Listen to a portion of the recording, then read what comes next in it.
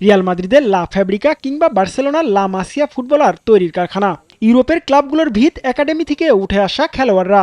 এখান থেকে মূল দলে খেলানোর পাশাপাশি ফুটবলার বিক্রির বড় অঙ্কের অর্থ দিয়ে চলে ক্লাব। সেই পথেরই পথিক বাংলাদেশের অন্যতম সফল ক্লাব বসুন্ধরা কিংস। নিয়মিত বসুন্ধরা কিংস একাডেমির ফুটবলাররা প্রশিক্ষণ নিচ্ছেন, তৈরি হচ্ছেন আগামীর জন্য। 80% প্লেয়ার আমাদের একাডেমি থেকেই মেন টিমে খেলবে এবং আমরা প্লেয়ার সেল করতে পারবো অন্য ক্লাবগুলোর কাছে। ইভেন এশিয়া মার্কেটেও আমরা কম্পিট করতে পারবো একটা সময়। জ্যৈষ্ঠের খরতাপে চলছে বসুন্ধরা একাডেমিতে ফুটবলারদের অনুশীলন।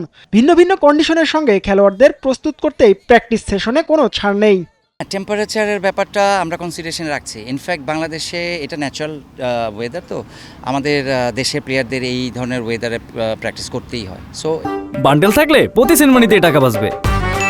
বিকাশ সেনমানি বান্ডেল কিনে জিতুন প্রতি লেনদেনে। এটা ওদের জন্য প্লাস পয়েন্ট, কারণ ওরা এটাতে অ্যাডজাস্ট করতে পারছে। আর দুই হচ্ছে আমরা ইন্টেন্সিটিটা, ভলিউমটা মেনটেন করছি।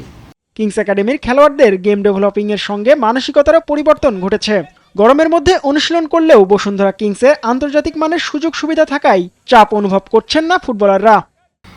আগে তো পাস পারতাম না, রিসিভ করতে পারতাম না ভালো করে, এখন সব ক্লিয়ার করে ফেলতেছি আস্তে আস্তে। বাংলাদেশের বেশিরভাগ লিগগুলোই এমন টাইমে হয়, 3টা-4টার দিকে এমন টাইমে হয়। তো আমাদের এই টাইমে প্র্যাকটিস করতে আছে, আমরা শিখতেছি। সাথে আমাদের স্যাররা আরও বেশি ওয়াটার ব্রেক দিচ্ছে। এখানে আলাদা ফিজিও আছে, আমাদের কোনো আঘাত লাগলে, ব্যথা পাইলে ফিজিও তিনি সঙ্গে সঙ্গে আসেন। লা মাসিয়ার মেসি, ইয়ামালদের মতোই বসুন্ধরা কিংস একাডেমি থেকে একদিন বের হবে বিশ্বমানের ফুটবলার, এমন প্রত্যাশা সংশ্লিষ্টদের।